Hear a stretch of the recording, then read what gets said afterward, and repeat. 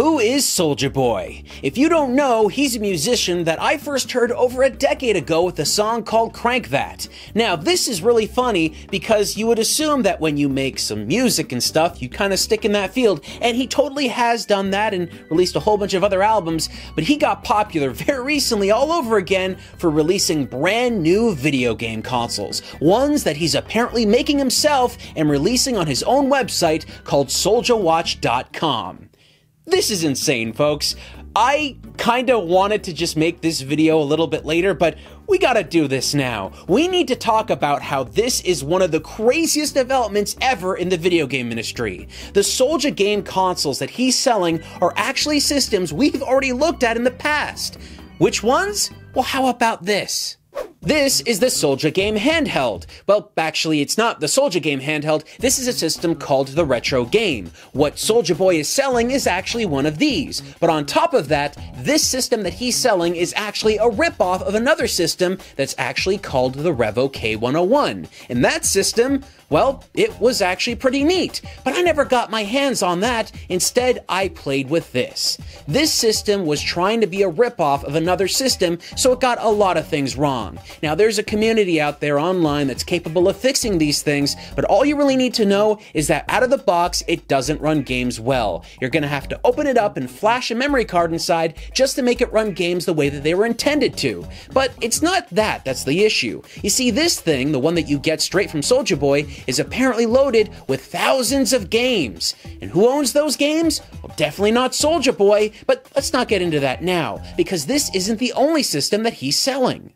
This little console is called the Retro Mini, but Soulja Boy calls it the Retro Soulja Boy Mini. Kinda funny, right? Well, you know what isn't funny? Playing this system. It's got a whole bunch of problems, just like the last one we were talking about, but what makes this so much worse is that all of the games that are on here appear to be on here illegally, because the people that made this console didn't get the rights to the original games. But if you were to really not care about that and still play it, there's a whole bunch of titles on here that aren't in English, and you can't actually play them unless you know the original language they were made in. Now, why does this matter? Well, because if Soulja Boy is re-releasing these systems with all of those games pre-installed, that means he likely doesn't have the rights to distribute them either, meaning that there's going to be probably some legal problems down the road. But all the systems that Soulja Boy is selling are not all things that we've covered on the show before. One of them is a console called the Fuse. Now, the Soulja game Fuse is not actually the Soulja game Fuse. It's just a system called Fuse that was originally released a couple years ago in China. Now, this system, many people might assume is a knockoff because of all the other ones we've talked about so far, but it's not. This system is actually kind of special.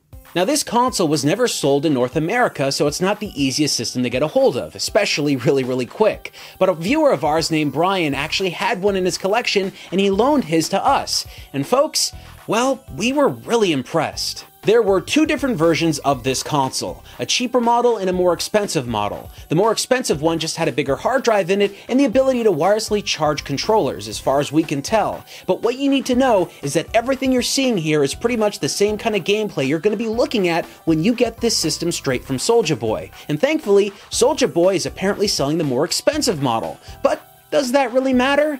Well, no.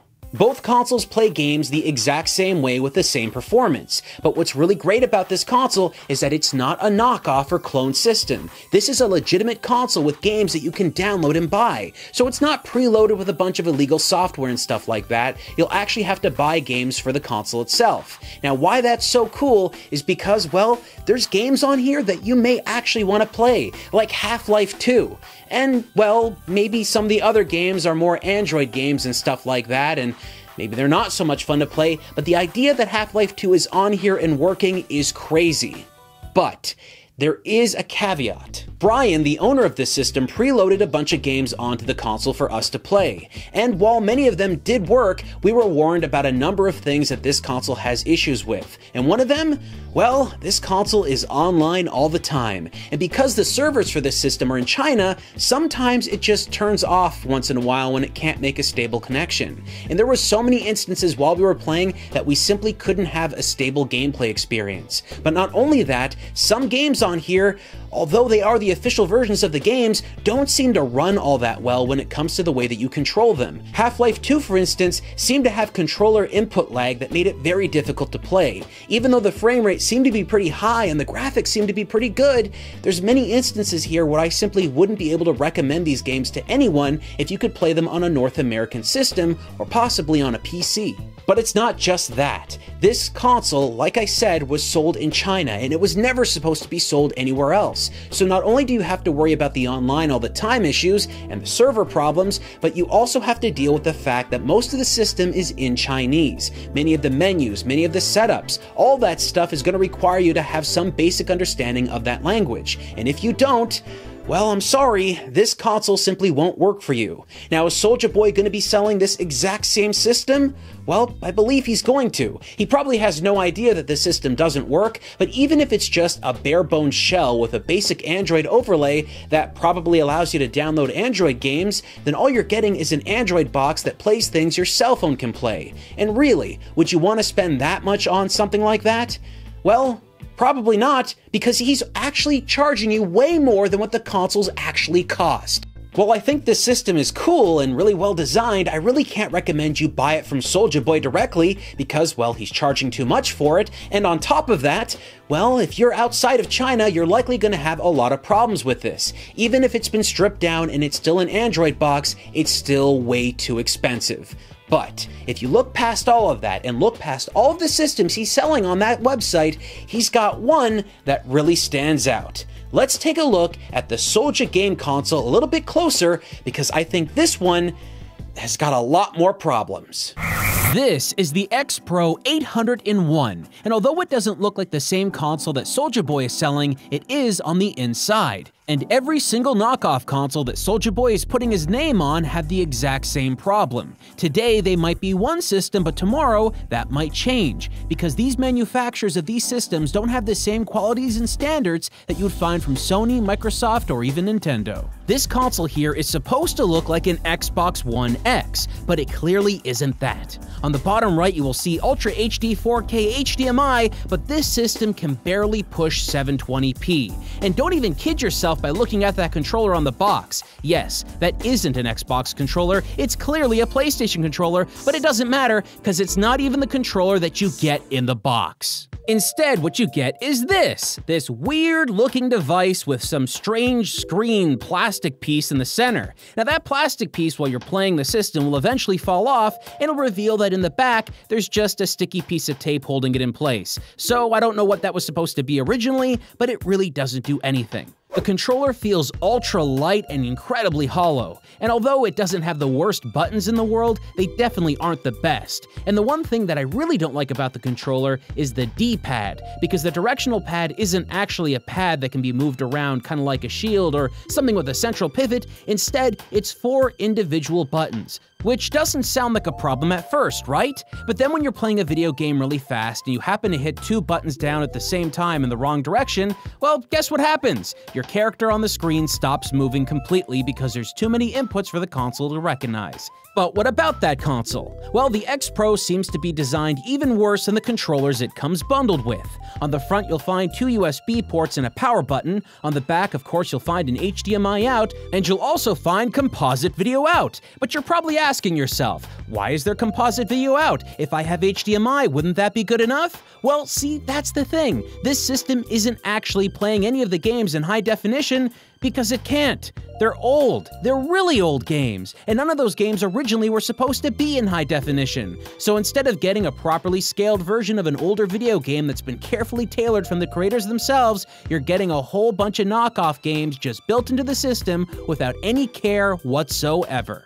But speaking about the system, well, it feels kind of light. Let's take a look inside to see exactly how many components are stuffed on in here. And, what? Where is everything? It's like one board and a couple wires sticking out to the sides. This is incredible. Why is the box so big when there's so little inside here? I can fit an entire NES Classic inside the empty space in this box. And a bunch of controllers, too. So the controls aren't that great and the console is pretty much hollow. How does it run games? Well, there's only one way to find out.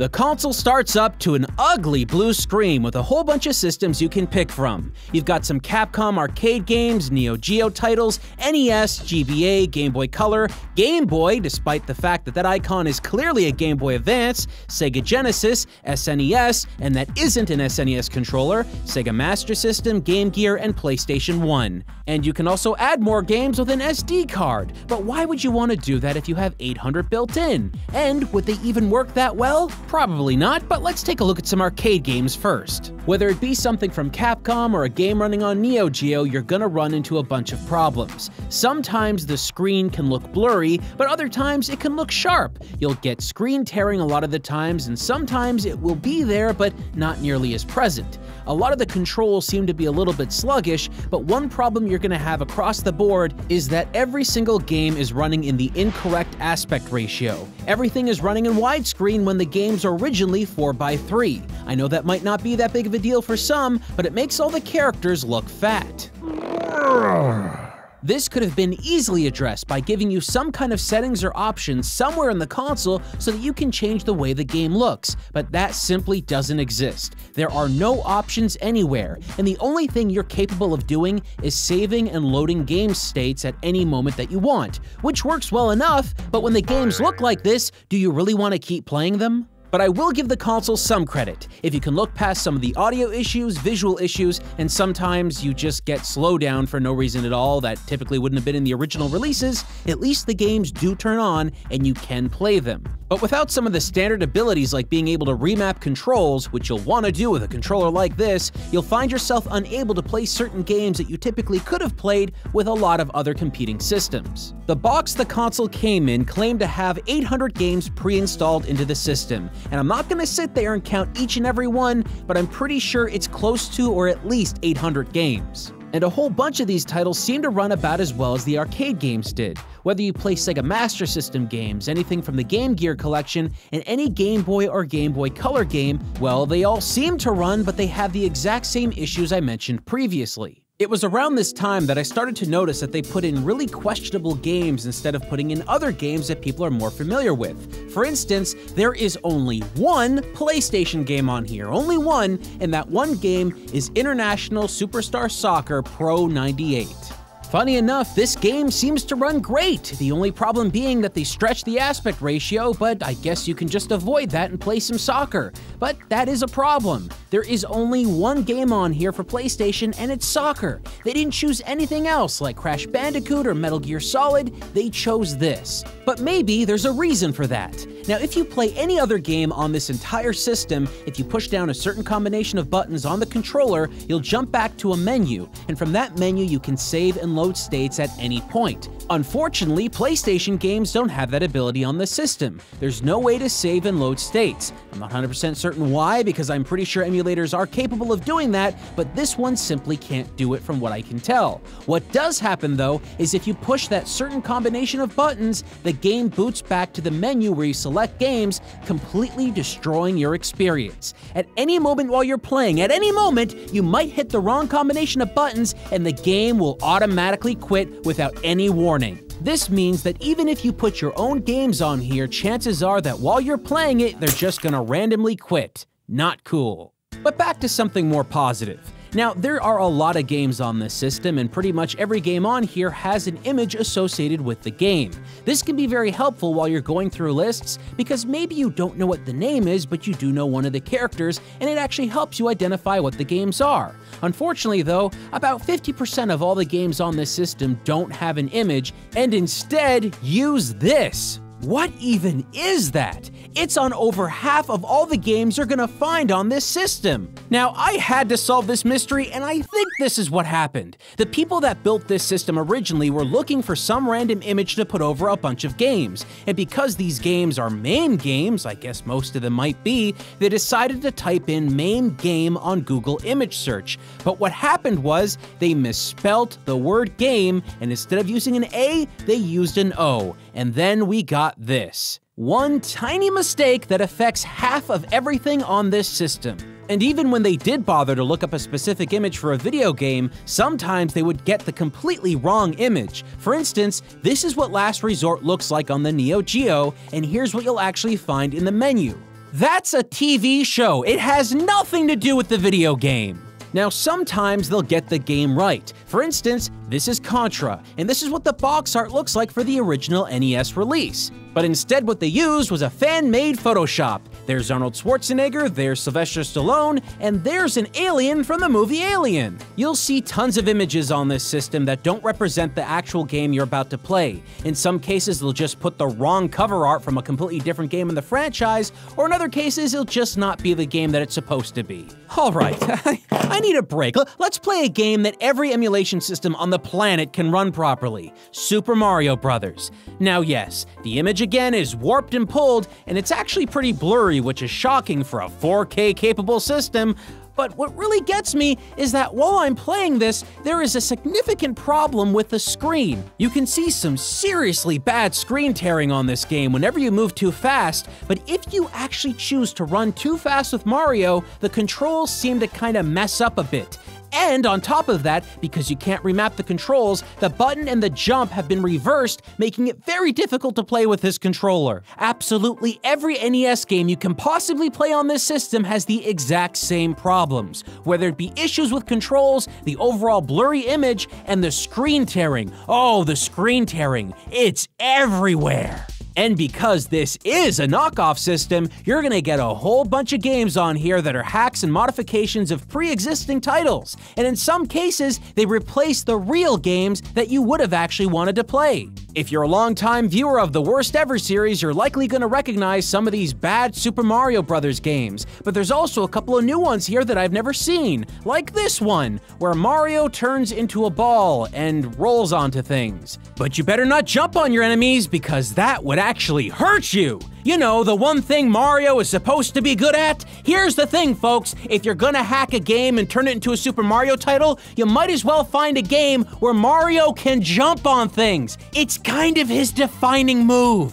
But it's not just rip-offs and hacks of Mario games you'll discover. You'll also find entirely new titles that are built specifically for the power of the NES, like Tekken 2?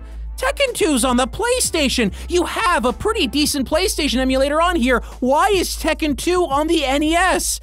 Oh, this is not gonna run good, is it? Nope. Nope, this is bad. This is real bad, folks. Look at the character select screen. Doesn't it look like there's 16 characters you can choose from? Well, there isn't. Each character appears twice. There's only 8. 8! Why would you lie about that? There's no reason to do that. And even with that inflated number, you're still nowhere close to the amount of characters you can pick in the original version of Tekken 2. But the most offensive aspect of this game is trying to play it. Any of the combos you might know, any of the moves you may have understood and learned over the years of playing Tekken, you're not gonna know it here because it just doesn't work. But you know what does work? The controller that comes with the system has 4 buttons to the right. 2 of them are your A and B, and the top one are the Turbo A and the Turbo B. If you just hold the Turbo B button down, your character keeps on kicking. If you get to the left or right of the screen and hold that button down, you will win every single match that you happen to play. It is a joke. But it gets worse because Tekken 2 is not the only knockoff NES fighting game you're gonna find. You'll also find Mortal Kombat 5? This is crazy! There's a Mortal Kombat 4 knockoff game that we already looked at on another system. As far as I can tell, they're not related. But what it might be related to is Tekken 2, because the character select screen again duplicates all your character choices. This just plays awful. It's got the exact same problems that Tekken 2 had, but now you've got fatalities.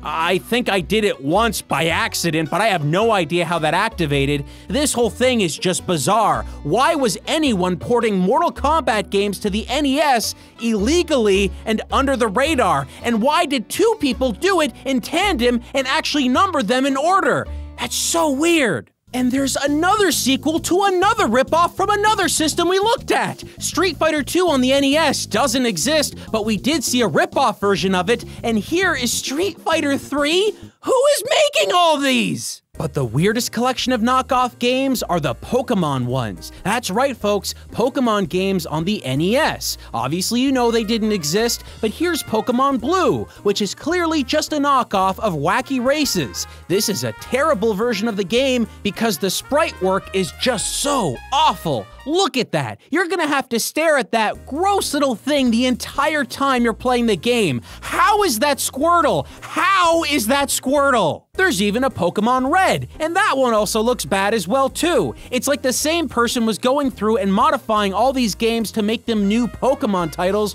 when none of them even play like a Pokemon game. And look, if you're gonna make a Pokemon Green game just like they did, you'd probably use a green Pokemon. I don't know, Bulbasaur, Ivysaur, one of the green ones. But you wouldn't probably use Clefairy, would you? Yeah, I don't think you would. I wouldn't, because Clefairy is pink, not green, but they used it anyway and changed the color. Even the strawberries in this game are green. Why did they do this? And if you keep playing the game for a while, eventually you'll see a blue Clefairy. They're not blue, they're not green, they're pink. You can go so far down the NES Pokemon rabbit hole that eventually you'll find The Legend of Zelda where instead of Link, you're playing as Pikachu, which sounds kinda cute, right? But it's the only thing they changed besides the health counter being Pokeballs. They were so lazy with this hack that when you shoot your lightning bolt attack up and down, it's a lightning bolt, but when you shoot left and right, it's a sword! If you swing over to the SNES collection, you're gonna be met with a ton of games that just don't play exactly like they're supposed to. They're just a little bit off in a couple of ways, but the thing that is most noticeable is the improper sound emulation. Look, here is what this part of Yoshi's Island is supposed to sound like.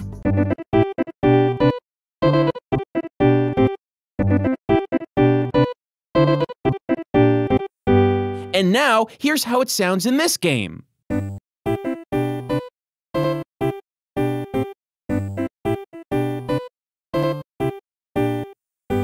You'll find these sound problems in every single Super Nintendo game that you happen to play, but they're not as bad as the sound problems you'll find on the Game Boy Advance. For example, this is what Mario Kart Super Circuit is supposed to sound like on a real GBA.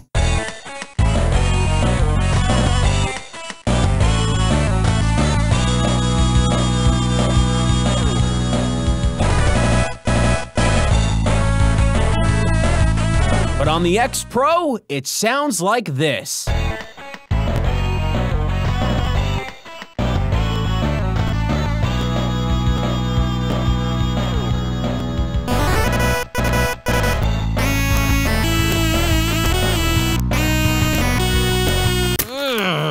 The sound is messed up on the entire library of Game Boy Advance games, and what makes it worse is that every single game plays sluggishly, and that just makes it so difficult when you're trying to play a game that requires fast precision input. So as you can no doubt tell, the majority of the games on this system simply don't play well, or in some instances are not playable at all. But I believe I've saved the very best for last. Witness the Sega Genesis collection. Now first off, let's take a look at Sonic 2. Now Sonic 2 to the casual observer probably looks like it's running properly, right? But it really isn't. There's a lot of issues that are going down with the way that the game controls, but you'll also notice visual issues just all over the place in kind of weird areas, like the bottom of the screen here, or in some instances, the game starts to slow down randomly at points for no reason at all. Just listen to the music struggle to get up to speed.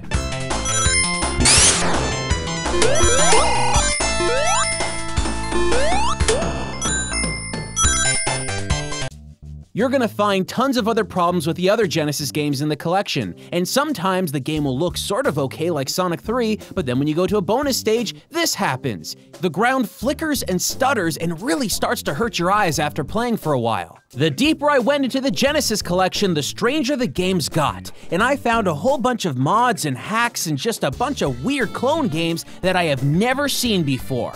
This game is called Sonic Amy Rose, and you'd probably assume that you're supposed to be Amy from the Sonic the Hedgehog series. But as soon as the game starts up, to a broken title screen no less, you find that you're not actually Amy, but you're Mighty the Armadillo. These two characters look nothing alike! All this is the original Sonic the Hedgehog hacked to bits. And when you go to play the game, you're gonna find a bunch of problems like choppers jumping out of solid earth, and then at the very beginning of the first stage, if you move too fast, this will happen.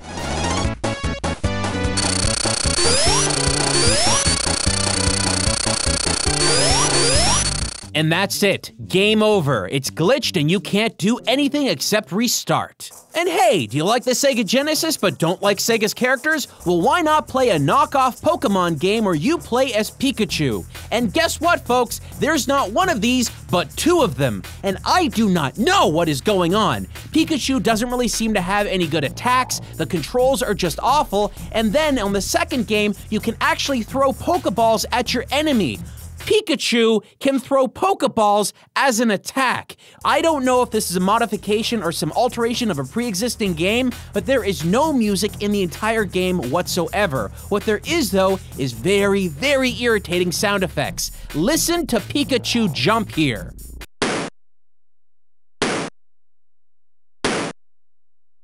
Could you have not picked a better sound effect? Oh, you're probably thinking, why is it such a big deal? Well, Pikachu jumps all the time, so the entire game you're just hearing that over and over again. But you know what's crazy? That's not even the worst sounding knockoff Pokemon game on the Sega Genesis. There's a third one. It's called Pokemon Crazy Drummer. I don't even know what this is. I have to assume that someone somewhere made a bootleg Pokemon drumming game that utilizes a completely unique controller. And whatever that controller is, it does not line up with the one that came with this system. So I have absolutely no idea how to play this game. And even if I could, even if it came with a controller, even if I could play it perfectly, I would not want to. Just listen to how this thing sounds.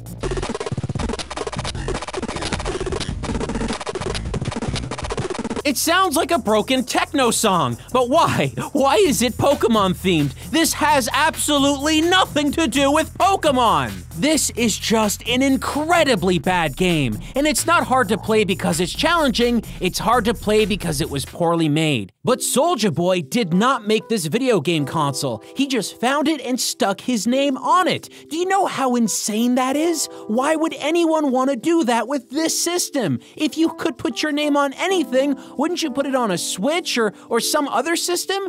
This is just a terrible idea all around. Whether you call it the Soulja Game console or the X Pro, this system clearly deserves to be among the ranks of the worst ever.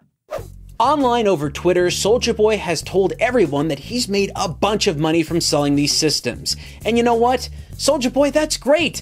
I don't hate ya, I don't even know ya, but there are some issues here. Do you remember that music video you did for Crank That? You remember how you were wearing a shirt that had the Superman logo on it and they had to blur that out? That meant that you didn't have the rights to use that logo. Do you know what that means? When you don't have the rights to use something, they can come after you and charge you. And when you're looking at all these video game systems besides the Fuse console, you're selling consoles preloaded with games you don't own. Now look, you've made a ton of money and that's great, but remember, you didn't make money for yourself, you made money off the backs of other people's works. And maybe they're not gonna come after you today, but tomorrow, they're gonna take all that money back.